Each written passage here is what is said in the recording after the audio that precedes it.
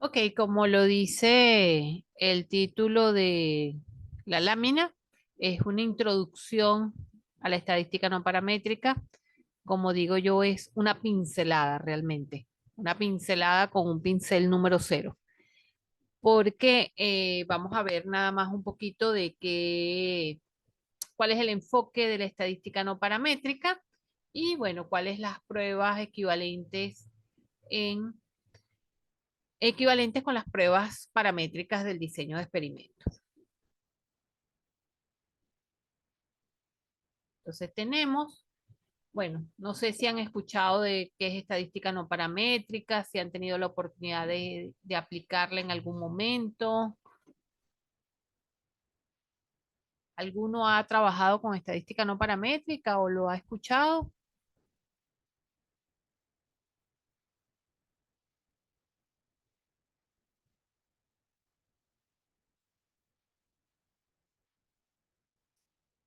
Bueno, la estadística se divide en dos grandes rasgos, pues, como decimos nosotros, estadística paramétrica y estadística no paramétrica.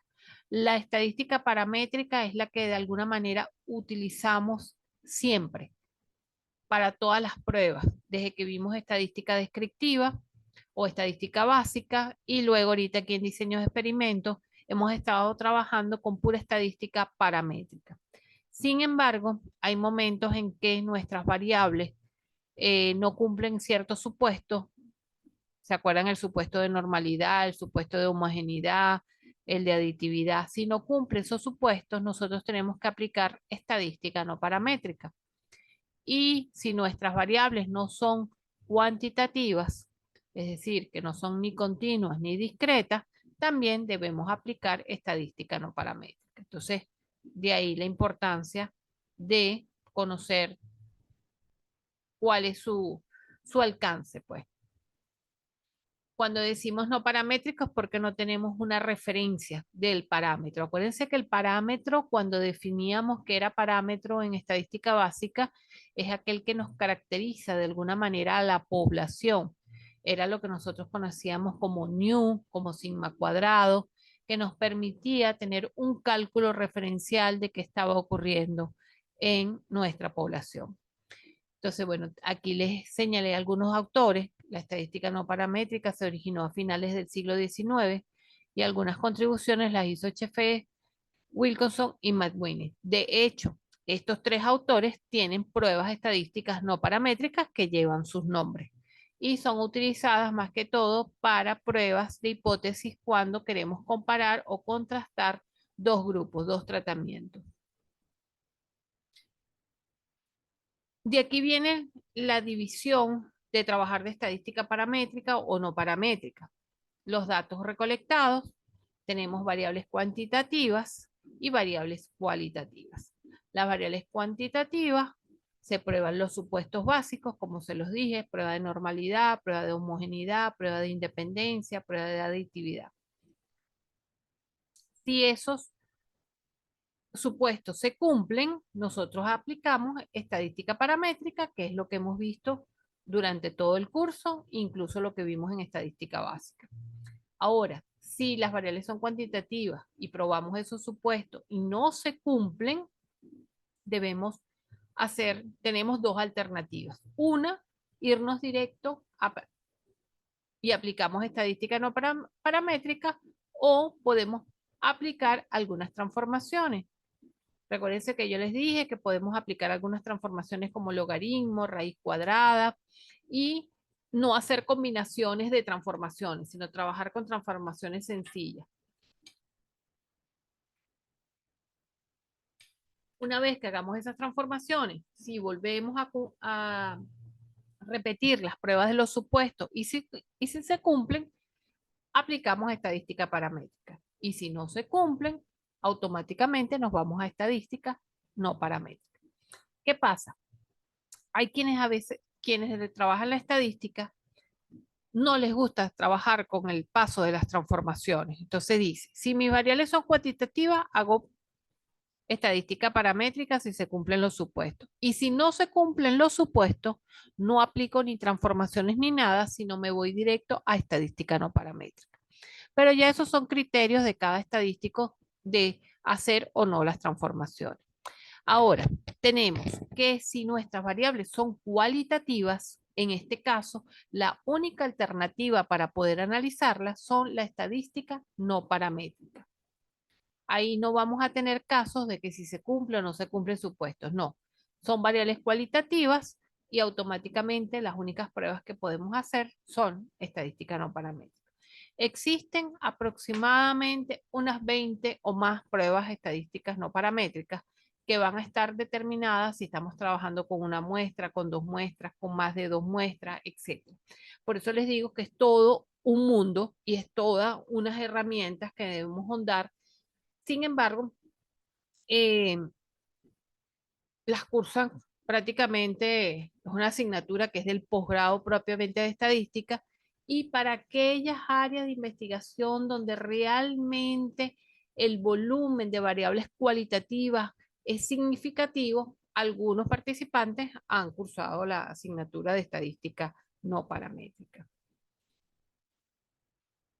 Ok, ¿cuáles son esas escalas de medida? Estas escalas de medida son todas estas variables cualitativas o las dos variables cualitativas más utilizadas. Tenemos lo que es la escala nominal, la escala ordinal, la escala de intervalo y la escala de proporción. La escala de intervalo y la escala de proporción son las que nosotros utilizamos con mayor frecuencia y trabajamos con estadística paramétrica. Y luego tenemos la escala nominal y la escala ordinal, que son las variables realmente netamente cualitativas y trabajamos con estadística no paramétrica. La escala nominal, los números solamente son utilizados para poder identificar, por ejemplo, sexo, macho y hembra. Ponemos que los machos son igual a 1 y las hembras son igual a 2. El número solamente me va a decir o me va a indicar que es macho o es hembra. Mujeres y hombres, 1 y 2, por ejemplo. Color o tipo de pelaje, 1, 2 y 3, los identifico. Colores, trampas que se utilizan para el área agronómica. Usamos trampas anaranjadas, rojas y amarillas para capturar las moscas. 1, 2 y 3. 1 es anaranjado, 2 es verde, 2. Solamente el número me va a asociar a la cualidad que nosotros estemos evaluando. Entonces, ahí le tengo algunas definiciones. Utiliza números exclusivamente como medio para separar las propiedades o elementos en clases o categorías distintas. El número que se asigna a un grupo de observaciones sirve solamente para darle un nombre a la categoría que los agrupa. De ahí el calificativo de nominal. El hecho de que son, por ejemplo, los colores de las trampas, anaranjado, amarillo y rojo, 1, 2 y 3. En ese momento 1 no es mejor que 2, ni 2 es mejor que 3, ni 3 es mejor que 1. Es decir, ahí no hay ningún grado de importancia, solamente nos está caracterizando un color en particular. Hembras y machos, 0 y 1 o 1 y 2. Ni las hembras son mejores que los machos, ni los machos son mejores que las hembras. Entonces, solamente es para caracterizar la cualidad. En ese caso, estamos trabajando con escalas exclusivamente nominales. Ahora vamos a trabajar luego con la escala ordinal, que a pesar de tener las mismas características de la nominal, nosotros vamos a poder ordenar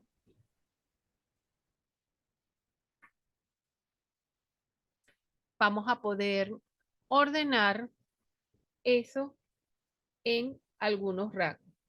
Por ejemplo, grados académicos. Los grados académicos, primaria, bachillerato, universidad. Ahí ponemos 1, 2 y 3. Ahí sí, 3 quiere decir que tiene una mayor formación que 2, una formación académica. 2 es mayor que 1, por supuesto, entonces tiene una mayor formación académica que el 1. Y así, ahí en este caso, en el escala ordinal o de rango, que también lo puede conseguir en algunos textos, sí nos va a dar un ordenamiento. Entonces, la diferencia dice, los números están en escala, además de clasificarlos, se pueden ordenar de forma creciente o decreciente. También es utilizada cuando clasificamos mayor que, menor que o igual a. Y sigue también la define como entre una escala nominal y una ordinal, es que esta última incorpora no solamente la relación equivalente, sino también la relación más grande que. Entonces ahí sí nosotros podemos ordenar mejor que. Cuando trabajamos con escalas hedónicas en la parte de la agroindustria para caracterizar algún alimento con las escalas hedónicas, entonces ahí tenemos me gusta moderadamente, después no me gusta, entonces yo ahí puedo ordenar 1, 2 y 3 y ahí sí sabemos que el 3 significa que no me gusta, etc. Entonces ahí podemos dar rangos. Entonces en ese caso trabajamos con escala ordinal. Estas dos escalas, tanto la nominal y la ordinal, solamente la podemos evaluar con pruebas no paramétricas. Ahora, las escalas que vienen a continuación, que son la escala de intervalos, son ya variables que son del tipo cuantitativo y podemos hacer los análisis con pruebas paramétricas, siempre y cuando se cumplan todos los supuestos básicos que nosotros vimos al inicio de los diseños. La escala presenta un punto convencional de referencia que es un cero. Un ejemplo casi clásico de esta medida es la temperatura. Entonces, cero significa, por ejemplo, 0 grados Fahrenheit, 0 grados centígrados, es un valor que nos da como referencia. Cuando en una escala, además de la información acerca de la relación del orden, se tiene información acerca de la distancia entre dos observaciones, se dice que se trata de una escala de intervalos, la cual está caracterizada por una unidad de medida común y un punto cero, ambos arbitrarios. ¿Por qué ambos arbitrarios? Porque 0 grados Fahrenheit no es igual a 0 grados centígrados. Ahora, la siguiente escala, que es la escala de proporción, esa sí es la escala que más utilizamos, aunque no nos damos cuenta. Tiene una relación de orden y de distancia, tiene una información acerca de la razón y proporción de dos observaciones. El punto cero ya no es arbitrario, es decir, hablamos de que hay un cero absoluto. Por ejemplo, el peso y la altura.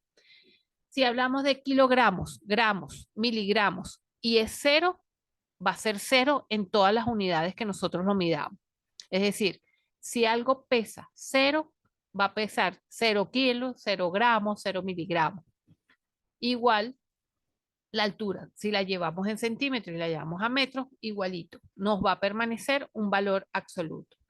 En la temperatura, por ejemplo, no, porque 0 grados Fahrenheit no equivale a lo mismo que 0 grados centígrados. Entonces, estas dos últimas escalas las utilizamos con frecuencia, más la última, que es la escala de proporción, y para este caso trabajamos con puras pruebas paramétricas, siempre y cuando se nos cumplan los supuestos. Entonces, aquí la tenemos como en un resumen. La nominal es una relación de identidad, la ordinal tiene una relación de identidad, pero también una relación de orden. La de intervalo tiene esta relación de orden, pero también existe una distancia y la de proporción tiene un cero absoluto. Entonces, estas son las 4 escalas de medida que utilizamos en las diferentes variables que evaluamos cuando hacemos una investigación. Podemos tener una de ellas como podemos tener todas. Podemos tener variables medidas en escala nominal, en escala ordinal, en escala de intervalo y de proporción. Es decir, aquí evaluamos sexo, aquí evaluamos algún grado de evaluación, por ejemplo, condición corporal, que la podemos tener clasificada 0, 1, 2, 3, 4. Una relación de intervalo, que estamos evaluando algunas temperaturas en particular, y una proporción que pudiéramos estar evaluando peso. Entonces podemos tener todas las escalas en una investigación y lo que tenemos es que dividir, saber qué pruebas estadísticas vamos a hacer en cada uno de los casos. Ventajas de las pruebas estadísticas no paramétricas. Bueno, coincide en que esas ventajas son menos exigentes que las paramétricas, porque bueno, no exige que se cumplan ciertos supuestos de esas variables cualitativas y de esa variable nominal y ordinal para aplicar las pruebas no paramétricas. La exactitud de la declaración de la probabilidad no depende de la forma de la población, es decir, no necesitamos que provenga de una distribución normal, como en el caso de las pruebas paramétricas, que sí están basadas todas en una distribución normal. Y algo muy importante que si los tamaños de las muestras son muy pequeños y estamos hablando de n iguales a 6, incluso un poquito menor, podemos trabajar hasta con un n5, no hay otra alternativa sino trabajar con pruebas no paramétricas porque son más robustas que las pruebas paramétricas, incluso si trabajamos con variables cuantitativas. Yo tuve un caso que tuve que trabajar con unas aras y trabajamos con caballos pura sangre y ahí el tamaño de la muestra fue 5 y aplicamos un diseño en bloques al azar y lo evaluamos desde el punto de vista no paramétrico y dio unos resultados de verdad bien interesantes. Fue bien robusta la prueba, nos dio un coeficiente de variación aceptable dentro de los rangos.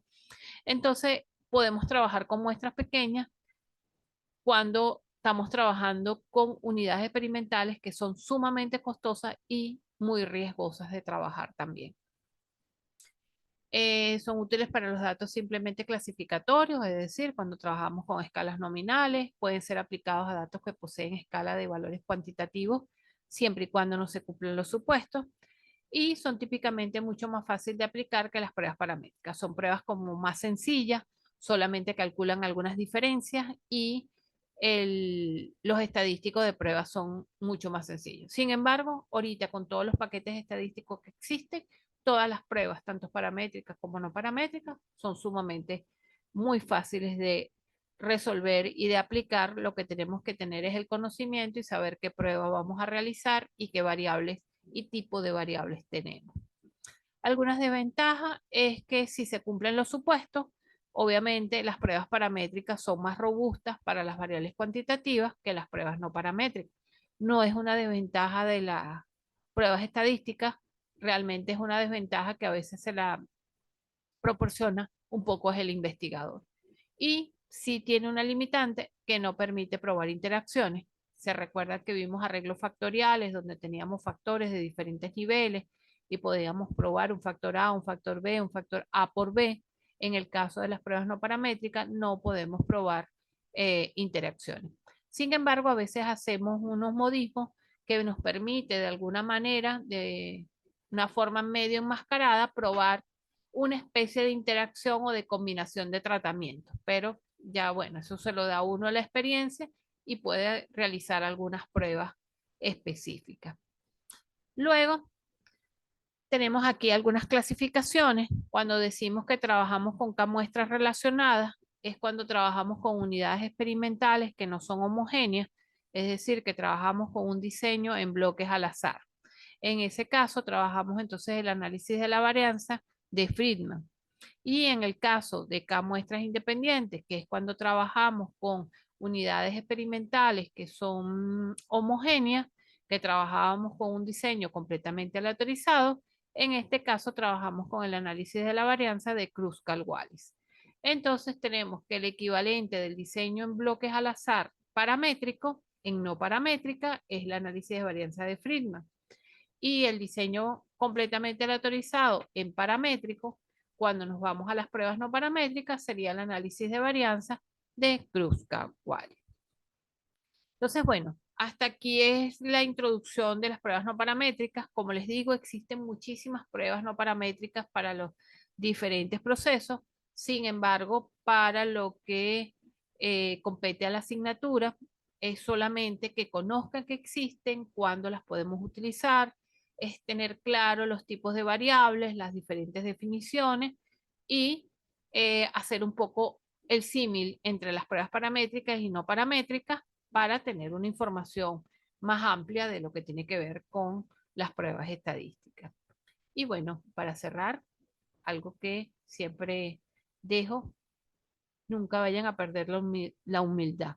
La soberbia y la prepotencia te harán sentir grande por un instante, pero la humildad te hará fuerte y sabio toda la vida, indistintamente de los roles que nos corresponden en algunos momentos determinados en nuestra vida, ya sea en la parte profesional o personal, siempre mantengamos la humildad. Ok, entonces bueno, voy a dejar de compartir. Voy a